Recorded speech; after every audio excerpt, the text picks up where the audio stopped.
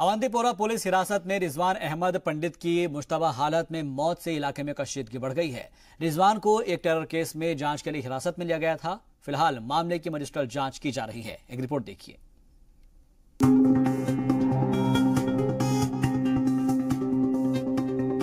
पुलवामा जिले के अवंतीपोरा में पुलिस हिरासत में एक मुश्तबा शख्स रिजवान पंडित की मौत हो गई। टेरर मामले की जांच के लिए उसे हिरासत में लिया गया था। इस मामले में सीआरपीसी की दफा 176 के तहत मजिस्ट्रियल जांच चल रही है। पुलिस का कहना है कि उसे हिरासत में लिया गया था और वो एक मुश्तबा मिलिटेंट था। उसके तार मिलिटेंटों से जुड़े हुए थे। पुलिस की जानिब से कहा गया है कि हम हकीकत का पता लगा रहे हैं। वहीं रिजवान के भाई जुल्कारनैन के मुताबिक उसका भाई टीचर था। कुछ महीने पहले भी पुलिस ने उसे पकड़ा था।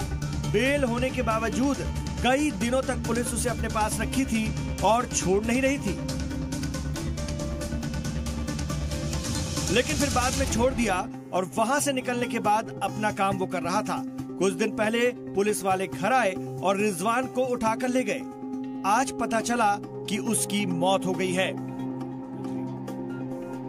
रिजवान की कस्टडी में हुई मौत पर नेशनल कॉन्फ्रेंस के नायब सदर उमर अब्दुल्ला ने ट्वीट कर कहा, मुझे उम्मीद थी कि हिरासत में हुई मौतें हमारे अंधेरे अतीत की बात है। ये एक अनएक्सेप्टेबल वारदात है और इसकी ट्रांसपेरेंट जांच होनी चाहिए।